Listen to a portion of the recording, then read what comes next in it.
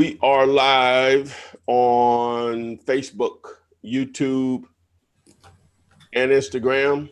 Welcome to this week's Flippinar show number 49 with Adria, Renikia, and me.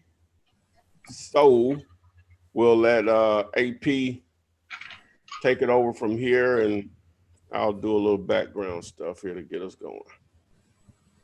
Okay, well, as Ty said, welcome on this Thursday, April the 5th. I hope everyone had an awesome Resurrection Sunday. Hopefully you didn't eat too much Easter good food, chocolate bunnies and rabbits. Let's see here. Bunnies and rabbits are the same thing, aren't they? Yeah, I said that.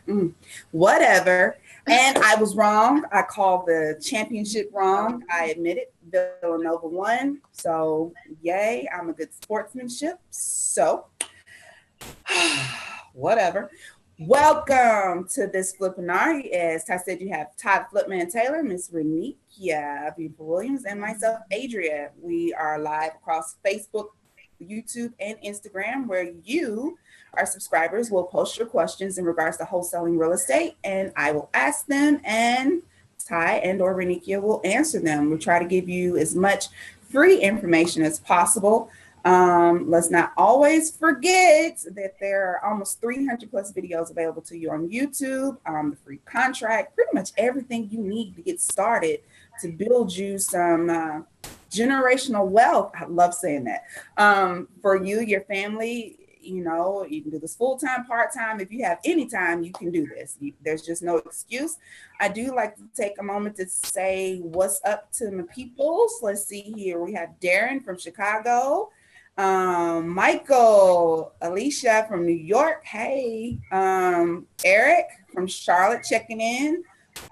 Let's see here, Mr. Smith. We have some regulars and any new people, welcome. Make sure you tag a friend, bring them along. I'll let Miss Renikia tell you who she is. If you've been with us, you know who she is. You know the information that she's going to share with you, and you know how awesome it is. But for those of you who do not know, I will let her introduce herself. Take it away. Thank you. Thank you. Thank you. Thank you. Welcome, you guys. My name is Ernie Williams.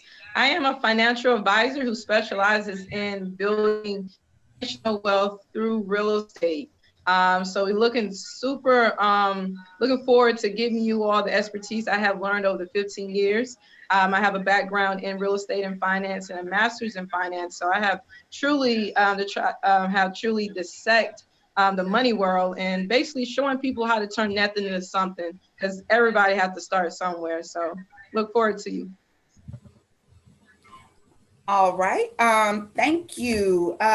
Eric, I didn't take Billy because I didn't want Billy. I wanted Michigan. That's done. That's over. Rashonda from Smyrna, Georgia. Emmanuel, Seattle. We have Phoenix, Bay Area, oh, I can't even say California right now. And Winston DC. Is that Winston from DC, or is there a place called Winston in DC? Nonetheless, we're going to go ahead and get started. And Charnette on Facebook. Can't hear who? You can't hear, Charnette. Can you hear me? I don't know. I hope she can. Facebook, let me know if you're having any technical difficulties. And Ginger from Pennsylvania, there's my girl. She's on Facebook. So digging right in. Oh, guys, let me also mention, if you don't know, Ty did have the website Wholesaling Real Estate with the Flipman Facebook forum group. I think we are close, if not over 1,000 members in just a week and a half. It's over 1,000 now. Yeah. We so special. Over 1,000 plus members. So make sure if you're on Facebook, you request to join, so we can put you in that group and you have 24/7 access to ask questions in regards to wholesaling amongst your peers. Of course, Ty is dipping and dapping in there answering your questions as he always does. So make sure you join us on that Wholesaling Real Estate with the Flipman on Facebook. First question is from Star Mocha, and it's from YouTube. She says, "Hi gang, I applied on Sunday for the LLC. Received 2 emails, but no update or telephone calls. What's the turnaround time for an analysis? I'm assuming, Renikia, that would be for you. When did he reply and what's his name? It's Star Mocha, and she's on YouTube. Okay. It usually takes about 72, 3 or 4 days to get you over that analysis. We're trying to cut that down to like 2 days, but I'll definitely make sure I expedite yours to get that out in the next 24 hours. Okay. On Facebook, D. Saunders wants to know, do you find it easier to sell to landlords instead of fix and flippers? Do I find it easier to sell it to landlords who's looking to buy? So it really depends on the exit strategy. So a deal always depends on the strategy, the exit strategy. So I wouldn't say it's harder to sell to a fix and flipper. You just have to expand your audience. Go out there and network a little bit more to find investors who want to do fix and flip.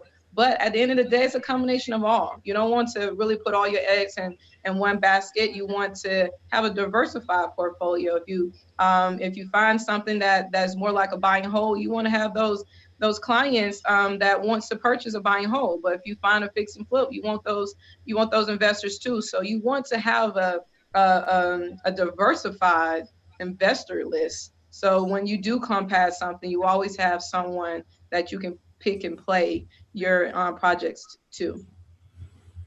All right. Rocky says he just recently came across you. Great videos. Welcome, Rocky. Make sure you join that Facebook group I mentioned and take advantage of all the free resources that are available to you. Again, welcome. Glad to have you. Instagram, we have Josh Martinez, though. He wants to know, when I go to the courthouse to get probate leads, what's the best way to take that info home? On a USB flash drive or send to email, or just write it down with pen and paper? It really depends on how organized you are. What is the best way you want to keep your information organized? I know if you put it on a piece of paper, you might not know what that paper read in another 2 or 3 weeks. I know when I'm writing down things on a sticky note, I go back and look for it. I have no idea what that sticky note is. So you want to organize your, maybe get a book, but organize your business where you know exactly where all your leads are. But whatever fits best for you. Okay. So you might have to do some trial and error, Josh. If you're writing it down and you're losing it, that's not going to work for you. If you don't have the ability to put it on a flash drive, that's not going to work for you. You might have to screenshot it on your phone. Take a photo on your phone. That's a possibility as well. So you might have to play with it a little bit, but good luck to you. I like emailing things too, because emails, you're able to search years back and you just type in that search. So putting it through your email is very important, but you also want to take it out of your email and put it in a document area on your computer. So you have it in a safe place, just in case anything happens to your email system. All right, there you go, Josh. Jin Woo, 2 beautiful girls and a stud. What a stud is.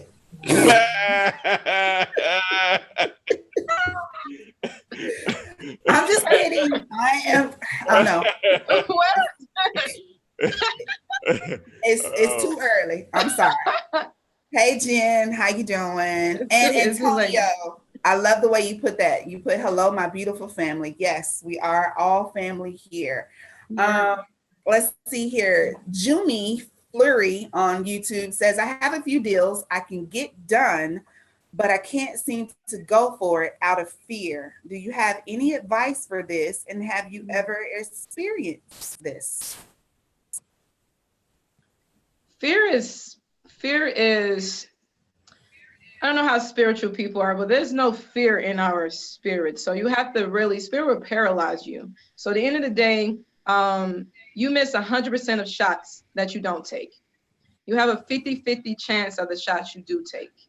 So at the end of the day, you have to just take that step, regardless if you make a mistake or not, because mistakes are actually important to growth, so you're going to make mistakes. So if you fear of not making any mistakes, then you don't get anywhere. So that's not helping you either. So at the end of the day, you got to step outside that box, get outside your way, go out and do it. It's all it is, a contract. When you put it on the contract, you put your due diligence in there and give you a chance to back out of the contract. So you're not tied down to anything if you really put your contract, write your contract up in a way that you're able to get out of it. So you always miss 100% of everything you don't take. So take the shot, take the shot. 2018, that's the new motto. Take the shot, go out there and go for it. Take the risk. If you're not doing anything risky, you would not grow. So.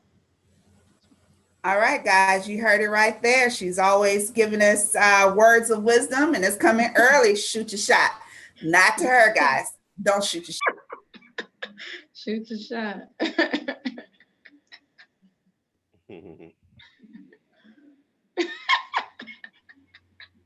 Where is she?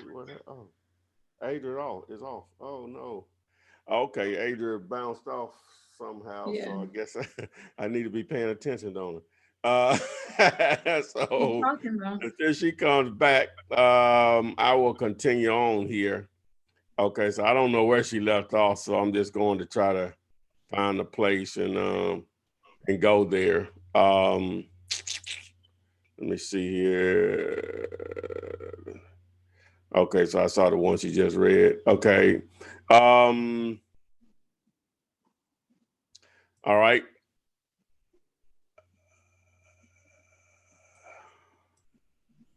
Hold on, Renee, you didn't call me off guard here. But to the guy, take your shot. Take your shot. There's nothing fear about this business. It's nothing but business. For anyone who's on that edge, the more you educate yourself, the more confident that you are. So you have any fear, that means that you may lack education in that area. So continue to educate yourself. Get behind a mentor.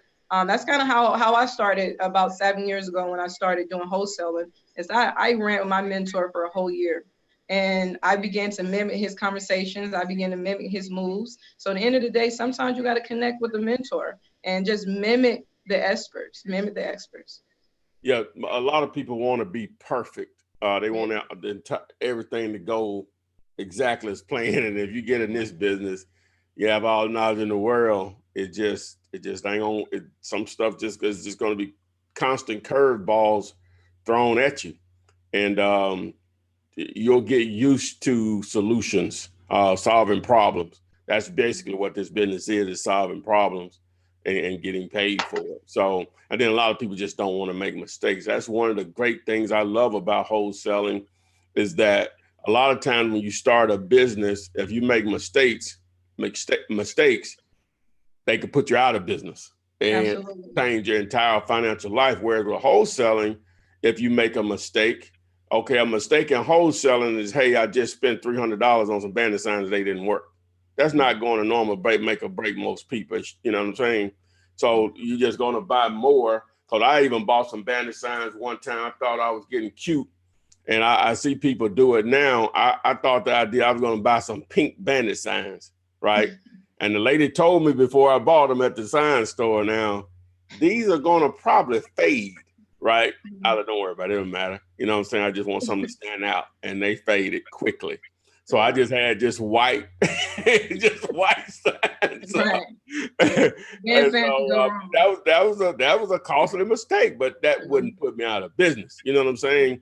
Whereas other things, you can have your credit on the line, you can have a ton of money or somebody else's money on the line, and you make a mistake, that may be it. You know what I'm saying? For a minute, you know what I'm saying? It just totally just destroys you altogether or whatever. But wholesaling, it allows you to make mistakes, learn the business, and make money at the same time.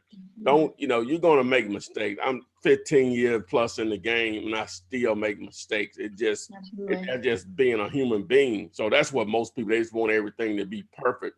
Like you say, it took you years to do a deal, but you were actually trying. A lot of people are studying for years. Right. You know what I'm saying? Right. This is not brain surgery. I can tell you about mistakes or whatever. Yeah.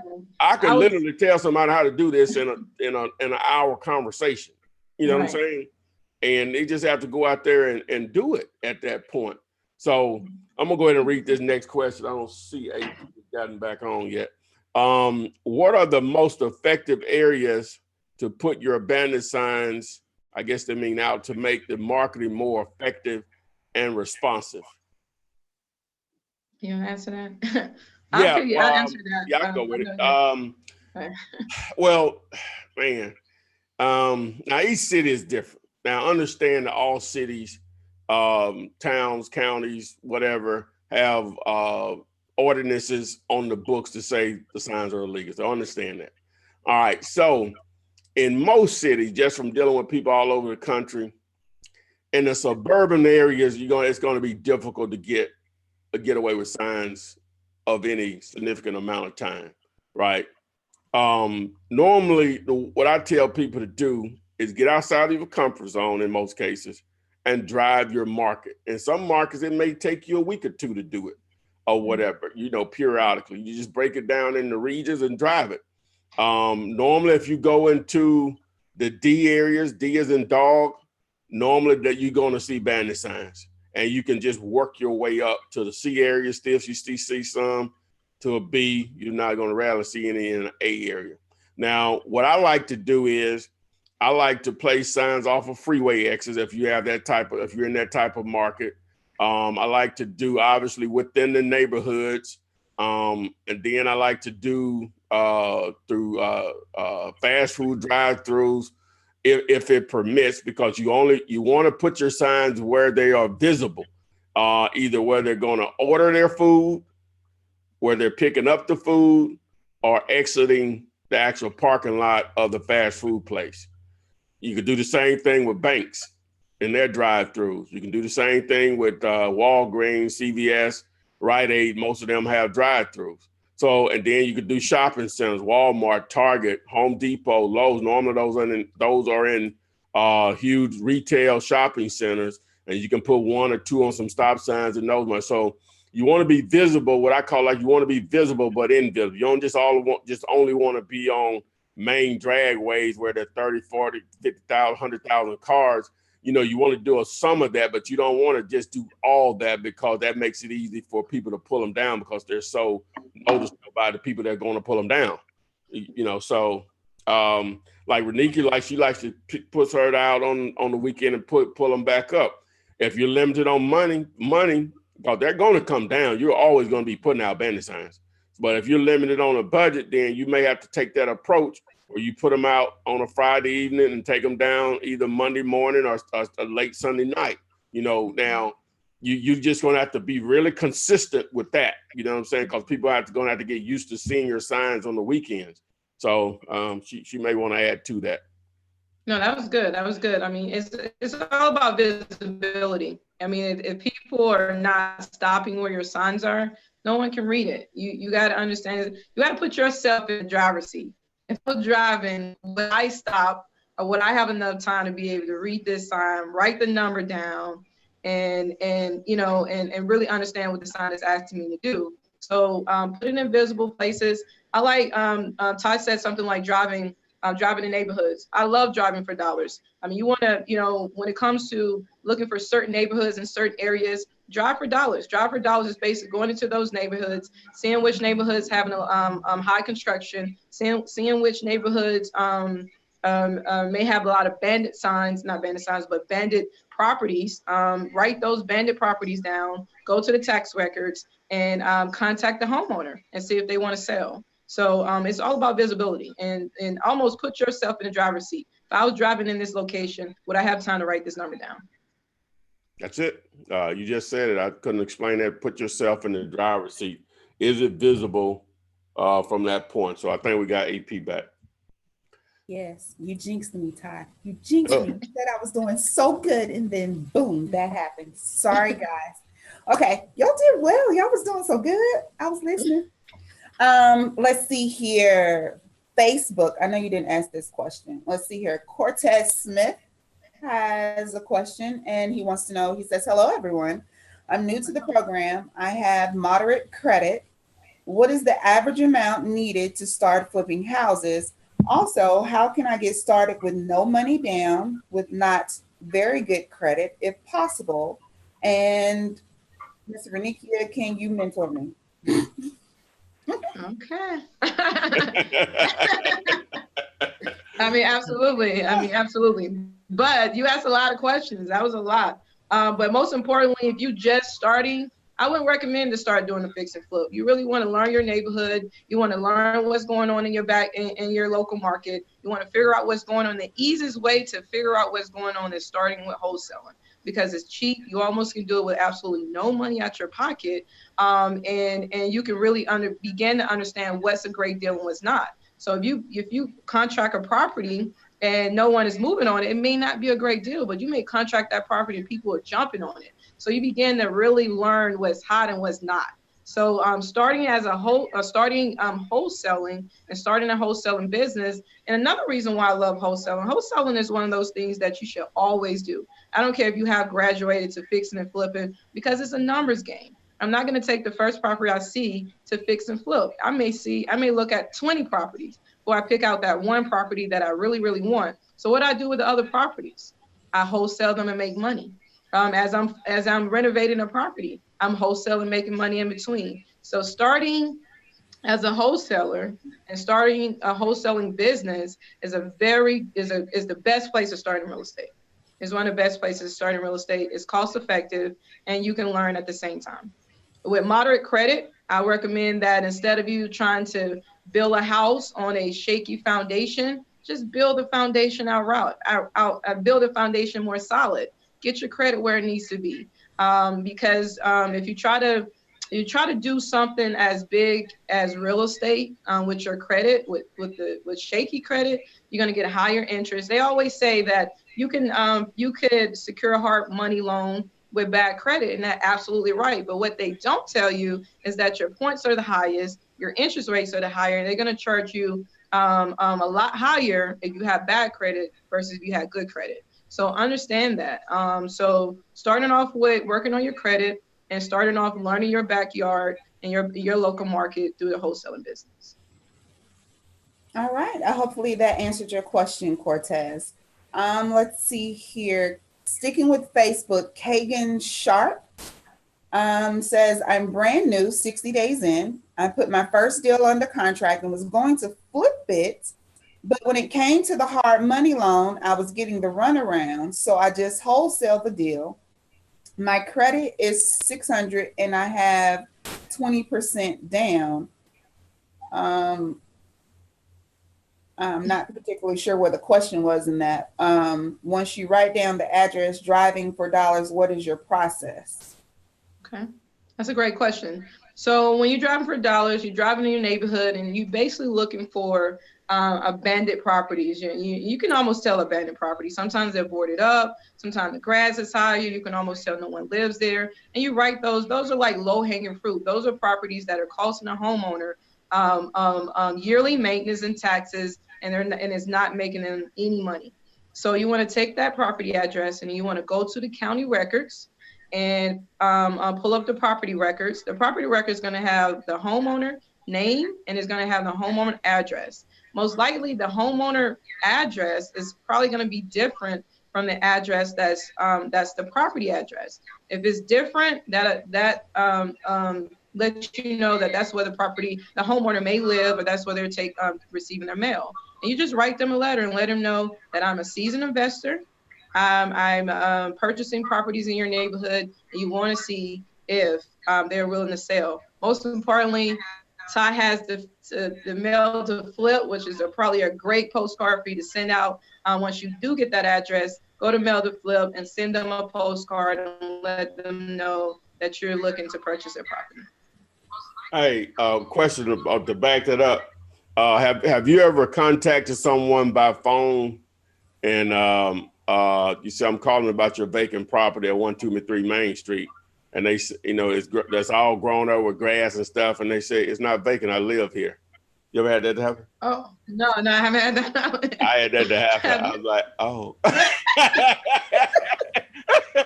Okay, embarrassing. I know you need to sell this because this is not a good look. Oh, they were what did he say?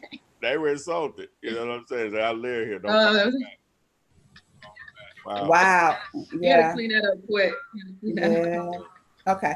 Emmanuel Russell on YouTube wants to know, do I need a special purchase sales agreement for wholesaling or just a standard PSA?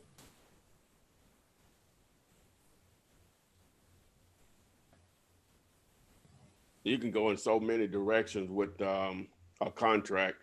Obviously, well, he may not know, but if you follow me enough, I think Renika is frozen on her end. But you can download, you can get access to the one-page contract that I give away to whoever wants it by just simply going to flipman.net. You know, just submit your information and you'll get access to it. But you don't have to use that one. Just so many directions you can go through with access as far as an actual purchase and sales agreement. I suggest you keep it as simple and as short as possible, especially if your target is going to be just regular people. Now, if a real estate agent is involved, you don't have an option. They're going to want to use the standard board of realtors contract for that market or that state. So.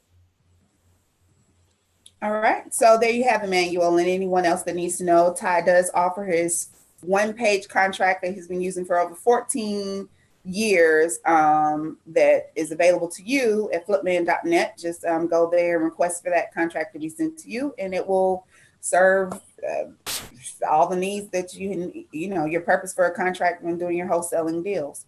Let's see here. Is Renikia, you back? Yes. Yep. Okay. Let's see here. Sticking with YouTube, Kevin Bean wants to know, can you wholesale if you are primarily overseas? Like, can you come to the U.S. ever so often to close deals? Absolutely. So I have an investor that lives out in California. I helped build over 600 doors here in Atlanta. He's never here. So it's called an out-of-state closing, where they're going to pretty much mail the closing documents. They're going to sign it, they're going to notarize it, and they're going to overnight the documents back. So you can actually you can build a business anywhere. And all you do is out-of-state closing, and just make sure you have boots on the ground to help you make sure you're running your numbers accurately. All right. Piggybacking off of that, Jade Utley wants to know, how do you wholesale with another wholesaler? Okay. I do it all the time. I think that's one of the, that's a great way to boost your wholesaling business, is connecting with other wholesalers. I'm at a point now, I probably get about 20, 25 properties a week to my email just from other wholesalers. So basically what you just want to know, it's two ways to co-wholesale a deal. The wholesaler could tell you how much they want for the property. Anything you put on top is yours. So if they want 50, you come back at 60, 10,000 is yours. Or you can determine, well, we have a $20,000 spread in there. If you find me an end buyer, we can split that assignment fee. So yeah, pretty simple. You just come together. What I like to do is just create one AB contract instead of having like two middle contracts. So if you have a wholesaler and you know you're dealing with another wholesaler, just be honest. No one has to act like they're purchasing. I'm about to wholesale this deal. You wholesaling it to me. So let's figure out this deal, strategize so we can all get paid. All right. On Facebook, Bradley Fieldhouse has a question. Well, actually, he just placed an order through Mail to Flip. Yay, way to go. He says he previously used Yellow Letters Complete for all his wholesale deals. He is a licensed realtor as well. Should he be doing anything with caution since he is a licensed realtor? Absolutely. Where was he at, on Facebook or YouTube? That was on Facebook. Okay, what was his name? Bradley Fieldhouse. I don't see it, but go ahead, Renika. Absolutely. I mean, as a realtor, you have to disclose everything. So if you do wholesale a deal, you have to disclose that. I know here in Georgia, there is a contract that pretty much states that sell an unlisted property.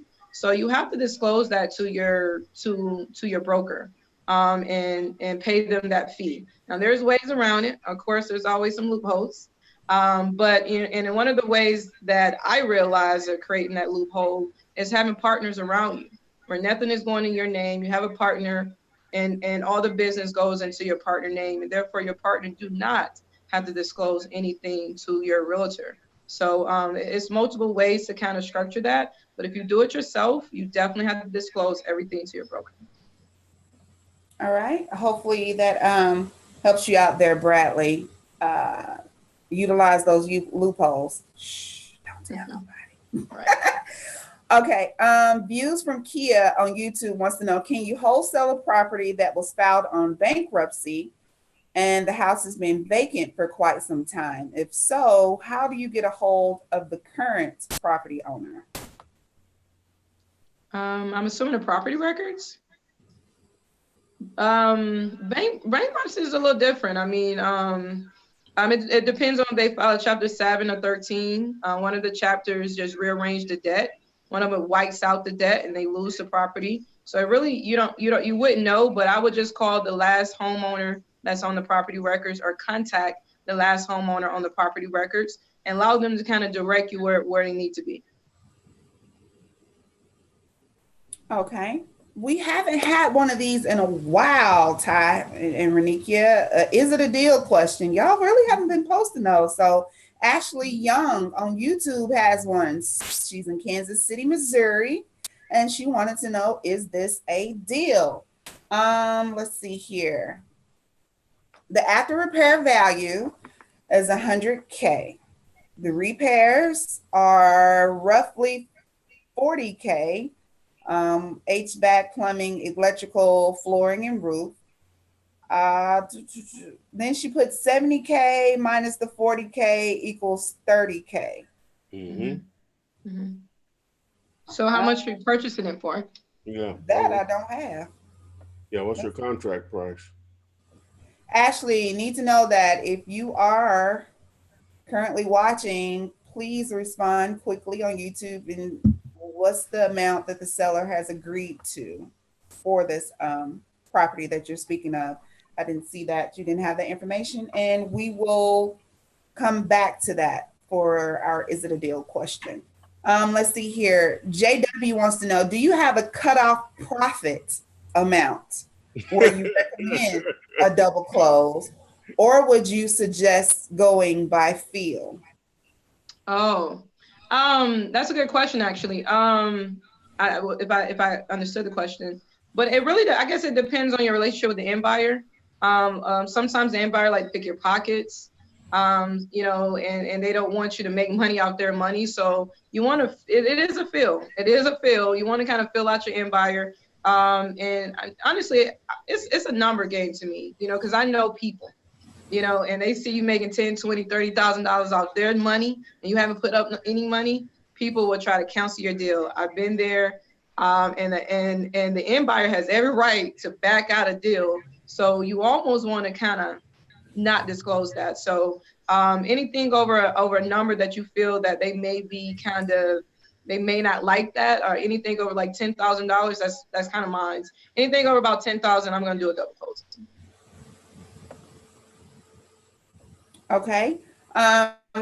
Capri, I see that you said you're speaking for Ashley. I still need to know that amount, the amount that the seller is agreeing to sell the property for. I'm still waiting on that. Let's see here. Antonio Chandler says, well, he asks rather, should we worry about the market like in 2008? Mm-hmm. It's a gold mine right now. Get all your gold and just rack up the gold. Just rack up the gold. But no, I mean, I don't know. I mean, it's no prediction, but I know it's good right now. And I know for our market here in Atlanta, we're booming. So you want to ride a wave. You want to ride the wave. So you got to understand business like waves. Right now, and I know my local market, we on the up and up. We're not even at the peak yet. So ride the wave, and when you see that wave starting to tilt down, then you move that money in another place. But right now, ride the wave. Ride the wave. Okay. Eric on Facebook has a question. He says, hey, Flip or Rennie. Just gave you a nickname, girl. What are you saying? You're Rennie now. How do you fund your LLC if you don't qualify for the business funding yet? You can't. I mean, you have to you have to go and raise the money somewhere. So, I mean, you have to find money in other places. I mean, there's multiple ways you can find money. You can bring other people. If you're the brain, you can go out there and get other people who want a return of their money and see if they want to invest in your project.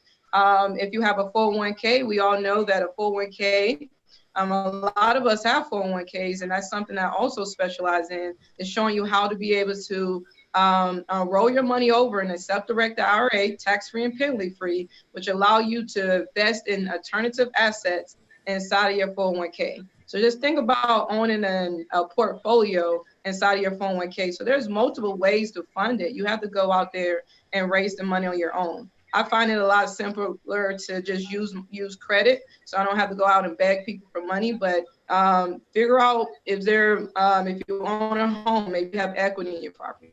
Maybe take equity out of your property. You may know people with a 401k who want to invest, but they don't have the time in the day-to-day. People may just have a savings account. You have to go out there and raise the money or take the money out of your savings account. But the key is, it doesn't take but 30, 60, 90 days maybe to get your credit right. So take that couple $100s and invest in your credit. Take a couple steps back. If you cannot go out there and raise the money, just take a couple months back. At the end of the day, we can't rush wealth. You cannot rush it. And if you try to build something on a shaky foundation, it's going to fall anyway. So you might as well do it right the first time. So take that a couple months back and just fix your credit. It's simple. It may put you back 6 months, but at the end of the day, at least you position yourself for growth. She giving y'all jewels, guys. That's for relationships too. Don't be building them relationships on shaky foundations. It's gonna crumble. Every time. Okay, guys. On David Thompson on Facebook wants to know, what are the ways you can wholesale package deals? Do you have to wholesale it out as a package, or can you sell each property individually? I guess that depends on the seller. So when you get these packages, obviously you're getting it from a seller. So it's really up to that seller. Sometimes if someone sends you a package deal, they may say you cannot cherry pick it. That means you have to sell the entire package, and that's the only way they're going to sell it. So when you get a package, you have to ask the seller, can I cherry pick, or do I have to sell this as a whole? But it's really up to the seller. All right, David, hopefully that answers your question there. Let's see here. Still waiting on you, Ashley. Oh, well, she did. She said, okay, the after repair value is 100K, repairs of 40K, 70K minus 40 equals 30. She says the MAO, but if my fee is 5,000, the MOA is 25,000. I guess that's what she should ask for. What are they asking? What are the asking price? That she hasn't put. I guess she's trying to figure out what she's going to offer to them. I don't think the seller's giving them a price. My objective always is to try to force them into giving me a price, their least amount. Sometimes they just won't. So if that's the situation, like if she's coming up with 25 or 20 or whatever the number is, I'm probably going to offer 15. I'm not expecting them to accept it, but my follow-up question will be, well, how close can you come to that amount? And this local investor that I conversate with sometimes, he'll ask them, well, what can you, after he's made his lowball offer and they reject it, he said, well, what can you do or whatever. So it's just different ways you want to phrase it, but if they haven't given you an offer and they're pussyfooting around with it, you just got to go with something that you're just totally embarrassed with. So you already know you need to be below 30. You already know that. So shoot for the stars, 15, 10, And the only thing, okay, so then the seller come back and say, hey, no, I can't do less than 50. And there's no reason to waste any more time on that. Right. But they come back and say, well, yeah, I can do 28. Then, okay, that's worth going out there to see. And then you can get them down a little bit even more once you get them out there, once you start, bad mouthing the house. And I actually like how you backdoored that. So if everyone should kind of backdoor it like that. So she pretty much backdoored. She know that you know, a lender. I mean, no one would want this property all in. Have to be all in under 70,000. 40,000 repairs. No one. So that means that the purchase price cannot be more than 30,000 to make it enticing for an investor to buy it and fix and flip it. So you know where you are. So since you know where you are, create your spread. Create your spread. You know, the highest number is 29, 30,000. That means you want to create that spread and see how big of a spread you can really create. So like Ty said, you're not offering a property unless you are insulting someone. And I'm not saying it like that, but sometimes you got to insult them, especially when people don't want to give you a price up front. So, I mean, they want 50,000. They want a number, but one thing they will tell you what they don't. So I'm gonna insult you so bad until I get to a point of where we kind of, you know, agreeing in a space. So I definitely would start with a low ball. Okay. Roberto Baca on Facebook says, "Hey, Flipman." He's from Detroit, Michigan. Shaq's from there too, Roberto. Let's see here. He says he got your digital book and he has to get to it. He has 30 days to get his first deal. Is that your personal challenge, Roberto? Read that book, man. Get to it. Get on. You can do it. You can do it. You can do it's it. Simple. Man. Need a lot of activity. Yeah. Yeah. Fast track. Carlos Young on Facebook says, "Good evening to everyone. I've heard Ty say that most title companies haven't heard of the wholesale process. So knowing that, what do you say to them when it's time to bring the two contracts into close the deal?" Well, since he mentioned my name in that, I'll start. A lot of times it's not that the title company they haven't done a wholesale transaction. It's just the person that you got on the phone don't know what you're talking about. You know what I'm saying? Now, okay, but assuming that they don't know what you're talking about. All right, now your first objective, in my opinion, is that if this is your first deal or whatever, and you have a seller in place on the contract, you have a cash buyer in place on the contract. Not always, but in most cases, the cash buyer has done deals before. Sometimes you'll find someone that's their first deal or whatever. So everybody's new in the transaction. But assuming that everybody's new in the transaction, you're just going to have to call around. You're just going to have to keep calling until you get someone that knows what you're talking about. It's really that simple. Ideally, again, your buyers are, if you're dealing with a seasoned buyer, then it's easy because they want to please their client or whatever. Even if they've never done a wholesale transaction, what I'll do is I'll submit the contract with the seller, submit the contract. When I say submit, email the contract with the seller and the buyer, and I email over what I call a closing detail sheet, which, I give that away, freeclosingdoc.com. You can get a copy of that and an instructional video.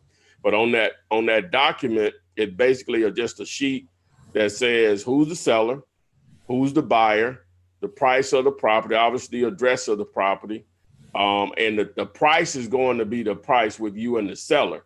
So, okay, and then it'll have an assignment section that says assignment fee paid to Tyrone Taylor from buyer, whoever the buyer is. If he's giving me earnest money, I'll put that in parentheses, whatever amount, so they can know to subtract that amount. And then I have a closing cost section that says closing costs is paid by buyer or however you all negotiated, because sometimes the buyer may want you to participate 500 of it. Sometimes they may want you to pay it all.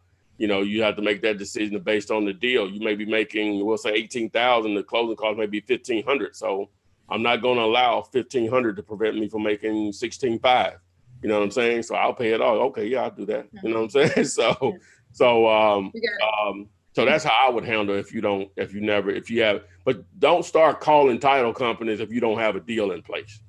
Well, they definitely don't want to hear it. But if you got an opportunity for them to make some money within the next couple of days or closing attorney, depending on what type of state you're in, then, you have something where they can make some money or whatever. But just don't start. That's one of my 5 mistakes a newbie should avoid, is starting to call around title companies you don't have a deal in place. Oh, but what do you think, Renika? No. I think, I mean, I couldn't say it better. All right. Okay. Let's see here. I think we get asked about this pretty much every week, is in regards to taxes. And actually, I think I just lost the daggone question. Goodness. Sorry, guys. Huh? Seek out a CPA. Right. I mean, I know that's what you're gonna say, but just read the questions. It was in regards to taking it out ahead of time or either after the fact. But I can't find the question. But guys, in regards to that, you know you have to pay taxes on it. If you're making money, Uncle Sam is gonna get their money one way or another, whether you do it at the time you get the check or whether you do it all at the end. That's up to you. But for that financial advice there, you want to seek out an accountant, your CPA or whatever the case may be to assist you with that. Just know that you do have to pay taxes on it. So that's pretty much sums that up. One of them good properties. Problems. You rather pay taxes on zero or six figures. All right. Van Travis Moss says, hey, Ty, what's a good way to get a list of absent owners besides list source? It's not working for me. Well, now understand with list source and Melissa data and services like that, they're only going to be as accurate and the information is only going to be as current as how the county that you're trying to target provides that information to the public. It's that simple. Now, you may want to reach out to the county. Sometimes it's like pulling teeth when dealing with people that work for the government and try to figure out what source, because they may have it readily available for free, or maybe that you can purchase an absentee list for different zip codes and or I guess section or cities of a particular county. But whenever, this is what I suggest to anyone that if this is your first time, if you go to list source, just using them as an example, I prefer them for whatever reason. Don't buy a large list, buy the minimum. You have to spend a minimum of $50 on there. And what you'll want to do is you want to see what type of information is pulled from that 50. That's going to get you anywhere from probably 300 to 500 names, right? So you want to go through some of those and just start doing some due diligence. And what you would be looking for is, number one, is it pulling up houses? Because I had a guy that's locally here in Birmingham that I go to the gym with him, sort of helping him out. And he said he pulled a whole list of number land, vacant land. But I pulled from the same, list of, the counties and stuff. He just put in the wrong information. So let me go back. Since I said that, you may not be putting in the right criteria to pull information. So I don't know, when you say you're having trouble with it, I don't know what you mean you're having trouble. What is the list providing for you? I guess that would be a better question. You got any suggestions on that? I mean, I think with lists, it's a consistent thing. It's kind of like people think, oh, I bought this list and, I should make a fortune off of it. In life, it's just consistency is really when the fortune comes. When you strike one time, it doesn't mean that you're going to strike gold. So it's a consistency. So I'm with Ty, start with a smaller list. But if you start with a smaller list, that's consistently do that list. So if I'm going to start with $50 this month, and I'm probably going to do another $50 next month after I kind of evaluate the current list and see if there's anything I need to tweak. But it's really the consistency that really brings the fortune. So just keep it consistent and evaluate your list every time you purchase. Yeah, I think I misunderstood the question. I think they said they're not getting any results from the list when they send them out. That's what they were saying. Well, they just said they weren't having any luck with list source. They wanted to, okay. So we would need more information on how many they sent out, all that. I think I misunderstood the question. Okay. Did you send out postcards? What did you do with the list? Yeah. Did you do postcards? Yeah. What did you do with the list? So yeah, that's I guess, yeah, we need a little bit more clarity on what did you do? What type of list you pulled, who you were targeting, how many did you send? You know what I'm saying? How did you send it? We'll need to know all of that information. So. Okay. Corey Evans has a question in regards to the commercial side of this. He wants to know who has to pay the phase 1 He has a property that may have some environmental issues. Hey, well, normally now, if he's trying to be in a wholesale position and he's going to pay for a phase one with, it means it's an environmental inspection with basically a lot of things go into it. That can be a little pricey or whatever. And so, your end buyer, your buyer's going to have to pay it. So you're going to need to get a buyer in place, and that'll be part of their due diligence. Absolutely. You know, yeah. Go ahead. Yeah, it's your end buyer. I mean, commercial deals is the same process as residential. You know, it's kind of like saying if I put a residential property on the contract, do I go out and pay for an inspection and all this? Yes. You would never do that if you're going to do a wholesale deal. You're going to allow your end buyer is going to do all that. So the key is your end buyer should be purchasing all that during their due diligence. Mm-hmm. If you're going to wholesale it, I would put no money into any of that, and put more money into marketing, doing some marketing so you can find an end buyer, but allow your end buyer to do all of their due diligence. All right, Sweet Kool-Aid on YouTube. You saw me. Nobody else did. We're not gonna mention it. Ty gonna have to go back and watch that video to catch that because I didn't say a word. I think Renee saw me too. Nothing. You drunk some Kool-Aid. Sweet Kool-Aid. Sweet Kool-Aid is the username. Oh, yeah. Okay. That's what's happening. Okay. Yeah, and you made a comment, and you weren't paying attention. Never mind. We're gonna let that one slide. And thank you, Detroit Rock and Reggie. I said that. Let's see here. Let's see here. What happens if a buyer wants to view the property? How will I show them and I don't own the property? Okay, now guys, that is a good question, Detroit Rock, and I appreciate it. But it is one of those questions that we get asked almost weekly, and it's more of a newbie question. So not picking on you or anything. I would suggest that, as many of the users do here, is that you do kind of delve into some of the videos, that are available to you. But we're most definitely going to answer it. But that's an easy fix, right, Renikia? Maybe. Absolutely. I mean, you kind of want to do all that during your due diligence. So try to get your end buyer in there during the due diligence. But most importantly, when you go into the property, try to get as much information about the property as possible. I find it very easy for me to sell a property when I have all my ducks in a row. I have pictures, I have videos, I'm telling you comps. I mean, I'm providing you a whole package so you can make a decision right from that email. So if you know that you don't really have an end buyer in place, you really want to probably get them in there during your due diligence period, and the seller should allow you to enter that property during the due diligence. But also just see if they'll be willing to put a lockbox on the door so you don't have to bother them every day. So make it seem like you may need to go in every day. So they can probably put a lockbox on the door, which will give you access to it at your convenience. Okay. Ginger, I see you on Facebook. You put please ? I don't think I missed you, but if I did, I kind of mind scroll down, repost your question for me, if you don't mind, Ginger, so I can make sure I get that question asked. Let's see here on LL Cool J. If you have a house that has an after repair value of $718,000 and the seller wants to sell it for 10, you don't need to be on here right now. You what? Need to somewhere getting a contract.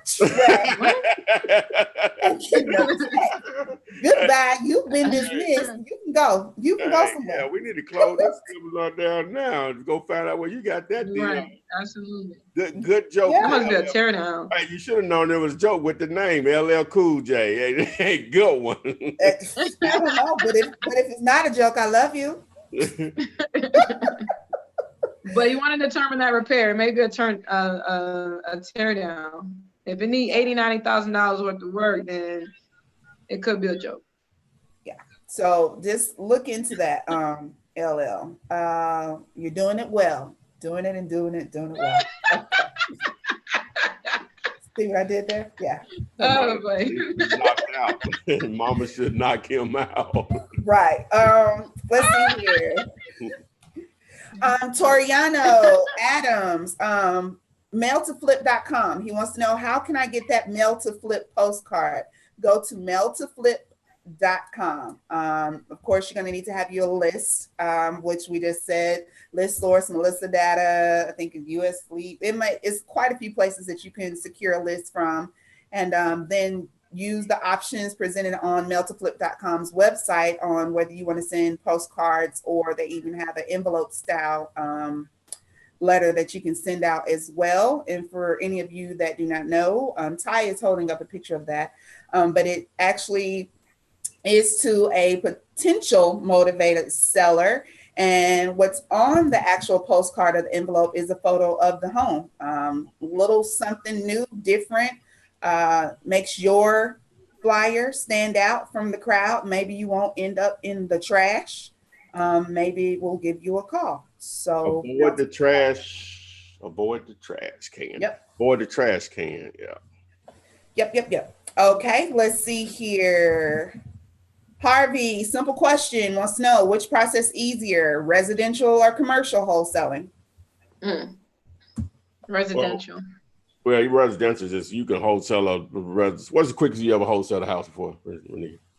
I don't know, maybe 4 or 5 days. Okay, I think I've done. You can do it quicker than that, but it takes a few days to pull title. So yeah, I think that's the quickest I've done. It's kind of like fishing in the pond with the most fish. Residential, yes. You're gonna have more buyers than you will have commercial buyers. So residential is a lot easier because it's more fish and sea. Yeah, it just like shit, just a numbers game. It just see residential is so simple compared to commercial, because with residential it's just a house. Right, but with commercial, you got multifamily, which is 5 units or more. You got warehousing, you got industrial, you got raw land, you got office building, you got medical office, you got self-storage, hotels, motels. What am I missing? Single tenant buildings, retail strip centers. You see what I'm saying? So you got so many different animals there, and then this jungle, whereas with the house, there's only one animal in that particular jungle. So.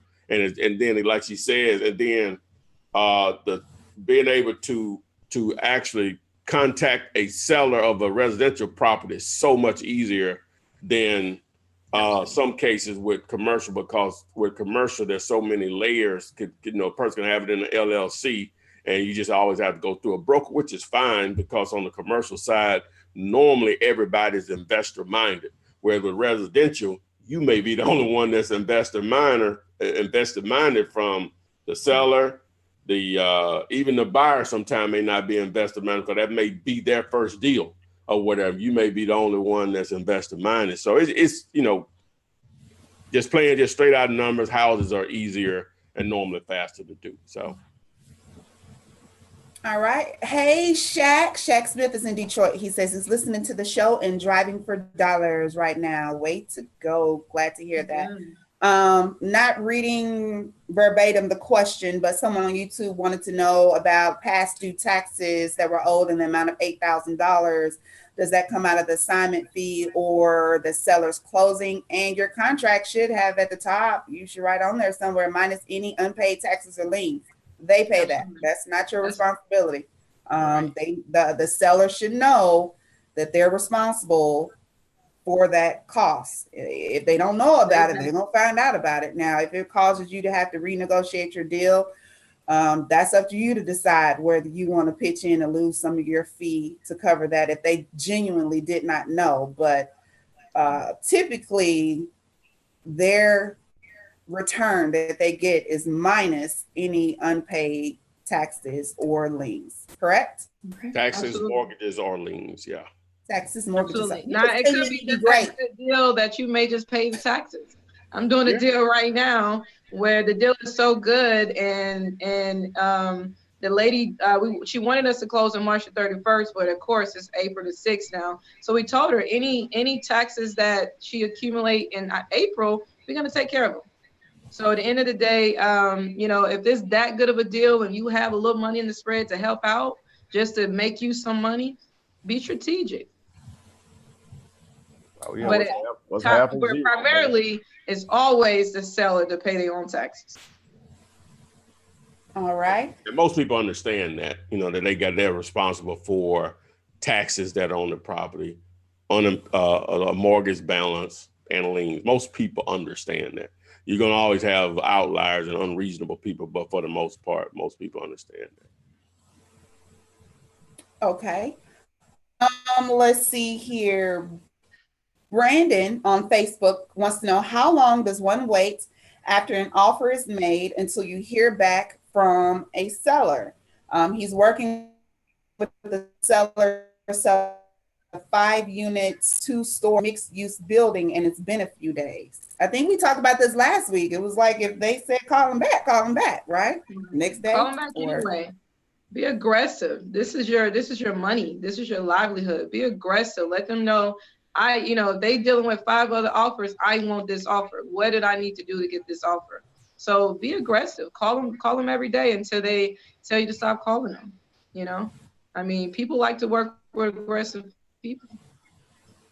Hey, I got a buddy of mine, just real quick on that, you know, which, you know, I'm aggressive. You know, I've been told that I'm passive aggressive, that I talk all that stuff. I'm an introvert and all that stuff or whatever. But I was told, and this was, I'm assuming this was done in a negative light, that I like to reword things to try to get what I want out of people or whatever. You know, coming off like I'm nice. But I got a buddy of mine, what he'll do, like he's in the financial services business and people, so he just straight hardcore sales or whatever. So people might be avoiding him, so he's telling me to use your phone. He'll call him from a different phone. He's just that aggressive that he know they avoid him, and he still want to get him on the phone. They gonna have to tell him not to call him at them anymore. He just gator like that, you know. He's a supreme gator, you know. I just sit back and just shake my head, you know, just at him. But wow. I like the way you said that. I mean, be passive aggressive. I think I'm passive aggressive. I laugh with you all day. But by the time I end that conversation, you're gonna sign on the bottom line though.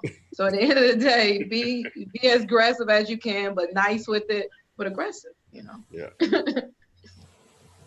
Okay. Let's see here. How do you decide which property to hold and which ones to wholesale? Would that not be based on your money? It's absolutely. Based on what you can afford. Yeah, it's simple as that. Keisha B on YouTube. Some deals, if you don't have the funding to hold a property, that's your deciding factor right there. There's nothing else to even think about. I know a lot of us start out, myself included, you know, stick with the wholesaling, guys. Stick with the wholesale. I know it looks good. You watch those HGTV shows, you watch all those married couples and they're buying the houses and they're like, in 30 days, we're going to rip the floor out and do the roof and we're going to redo the lawn and they're going in with sledgehammers. And behind the scenes. Right, and they got the kids there and then 45 days later, they looking crazy like, man, woo, we need our money back. Like, be the person that wholesale the house to them. That may not have been shown in the video. That house could have been wholesale to them by someone just like you. And they decided to hold it. If you don't have the money to hold it, then wholesale it. Hold a hold. What you just said like that? I actually had this scout reach out to me maybe a year or so ago about, you know, one of those shows or whatever. And once they found out, well, I guess they like my content or whatever they see on YouTube. But once I told them, I said, man, I ain't gonna be what y'all want or whatever. I was flattered that they even called me, but I was letting them know I don't do all that stuff. I said, the first thing they wanted to know was I married? Like, no, I'm not married. I said, well, do you have a girlfriend that works with you? I say, well, no, she's not interested in this or whatever. And I said, they said, well, we really like to have couples or whatever. And so they sort of got past that or whatever. And I said, I wouldn't be good for this because I don't do that. You know what I'm saying? I was trying to explain to them what wholesaling, but they had no idea what it was. You know what I'm saying? All they knew is, you know, flipping. I say, those are the people that I make my money off of, those people there, you know, so you know, it's entertainment, you know, and they get people pumped up or whatever. And you know, it's this rehabbing it, like you say, it has its stress level. You know, you make money in both or whatever, and nobody tell you not to do flips if that's what you want to do. Renika does a lot of them. I hate them, you know, but I've done them or whatever. I just can't handle the back and forth with contractors. That just kills me. And then I'm cheap. You know what I'm saying? So I get what I deserve or whatever. Because if you start dealing, they can do the work. But whenever you start dealing with a contractor where you got to go to doggone Home Depot or Lowe's every time something needs to get bought, that'll wear you out or whatever. And Friday come, man, could you go ahead and give me some, you know? So, but again, that's me because I'm dealing with cheap or whatever. And so that comes along with cheap. Now, if you go ahead and pay somebody that's reputable, so-called, then, you know, they'll go out and fund the entire project and make it happen, but just gonna have to pay more. So, you know, but that's more of a personality weakness that I have or whatever. But if you're just talking about just straight return on investment, you know, wholesaling dwarf flipping, you know what I'm saying? Because you have $200 in bandit signs and make 30. You know what I'm saying? Whereas that same 30 you can make on a flip, you know, just if you do the math on the return on investment, it's no contest. But again, you can make money on both.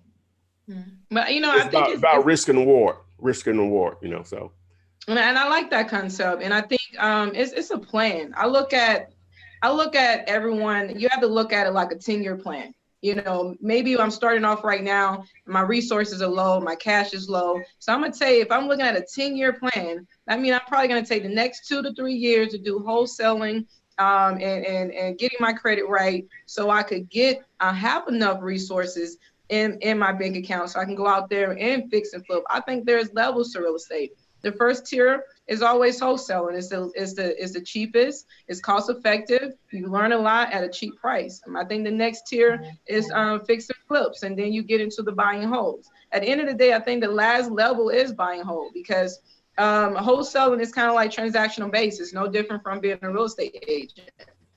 When those transactions stop, then your money stops. So how do you survive in this business forever? How do you, when do you get to a point where I no longer want to wholesale? How would I continue to survive and be financially free? So that's that level of needing buying wholes. That's that level of needing a 10, 15 property portfolio that's giving you $8,000, $9,000 a month so you could live for the rest of your life. So you have to look at the bigger picture and then work it backwards. Look at your life for the next 10 years. Where do I want to be in 10 years? And then break it down according to your resources and then work your way up to each level. All right, there you have it. Renikia, before we close out this evening, tell our subscribers how they can get in contact with you. Yes. So as you all know, I'm a finance guru. I have my background is in finance and real estate, but I recently created a creative financing program which allows you to be able to creatively finance your fix and flip. What I realized when I first started, and I got my first at 21 years old, I realized that, to be honest with you, someone took me through this same gap funding program, but it wasn't gap funding. It just took me around to different banks and I bought my first property. But I realized that if I didn't do that, I would never got to where I am today. So sometimes you have to creatively find the money. You cannot save your way to wealth. You have to invest your way to wealth. I mean, if you're trying to save a couple $1,000s a year, you'll probably be 60 years old before you really can go out there and do something. So you have to understand that the gateway to wealth is credit. Credit is the gateway to wealth. So we focus on helping you understand how to leverage your credit in order to go out here and get more resources that you can go out there and maybe purchase your first fix and flip. But I don't recommend that you go purchase a fix and flip if you haven't really wholesale and you don't know your backyard yet. But just to get in contact with me, I'm on all social media channels, my first and last name, and I'm on Instagram as at REUNEK. If you have any questions about funding and a creative financing option, and you say, hey, you want to get to that next level, I'm ready to do my fix and flip. I strategically show people how to structure the next 10 years of their lives and how did this really work and how the numbers game work. But if you really get to that next level and you're ready to go, do your first fix and flip using your credit, because we all know leveraging other people's money is a lot less risky than leveraging my own liquid cash. So we show you how to build wealth using someone else's money, other bank's money. So if you have any questions, you can email me at funding@fkfinancials.com. That's funding@fkfinancials.com. All right, guys, there you have it. Chai, see, you said what's a good time to call the office? Send her an email at that email address that she just gave you. And yes, 10 to 5.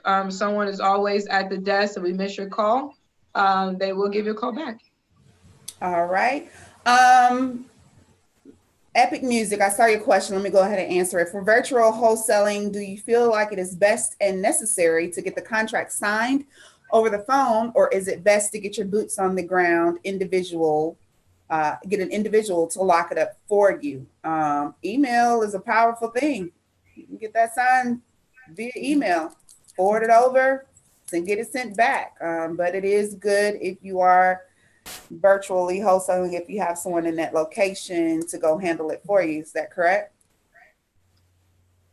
I mean, you can do it. I mean, I never use paper. I mean, I'm sending my contract via email. They most likely e-signing it. They send it back to me. But it's good to have boots on the ground as far as understanding your market. You know, it's hard to wholesale in another market when you don't know the market. You don't know what the after repair value. You don't know how accurate your numbers are. So, having that team in another market to make sure your numbers are accurate so you can wholesale effectively is really great. But as far as contracts, that's an email, that's an e-sign. Yeah. Okay. Well, guys, it is a quarter after the 7 o'clock hour. I did have some technical difficulties, but we did start semi on time. You're aggressive and you play hard, child. Well, that's good. That's wonderful. Go get you a check. Let's get a check. Okay. Guys, just recapping. We appreciate you joining us this Thursday. We will be here next Thursday as well. Take advantage of the over 300 videos that are available to you. Join the Facebook group Wholesaling Real Estate with the Flip Man. Just send a request and we'll accept you in. Make sure if you're at that point where you have the 680 credit score and you're ready to buy and hold, reach out to Miss Renikia. You can go to fundmynextdeal.com, or she just gave you her email address where you can most definitely reach out to her that way as well. She is available across all platforms. Her first and last name is Renikia Williams. So most definitely do that. And do not be afraid. I don't think she mentioned it this go around, but hey guys, she's a financial guru, so she can help you get to that point if you need a little help getting to the 680. So don't be scared if you're not there yet. Start wholesaling, get you some credit repairing going. It's like she said, get you a plan together. 10 years from now, 5 years from now, 3 years from now, I'm going to be at a 680 or whatever the case may be for you. And get there. Ty has an ebook available to you as well, which you can purchase to give you some additional information in regards to wholesaling. Man, I mean, Ty just has so many things available for you guys out there. There's no reason why you cannot get off this YouTube video today and start tomorrow. You have time. I know you have time. I have time. We have time. What are you going to do with it? Are you going to get you some money? And that's right. Rustin Grip said, amen, pass the plate. Yeah. Ty, do you have any closing words, Ty? Nah, you ladies did it all. Really appreciate you all helping me out here. I really appreciate it. Someone asked, repeat the email address again, Renikia. Funding, FUNDING, at fkfinancials.com. Funding at fkfinancials.com.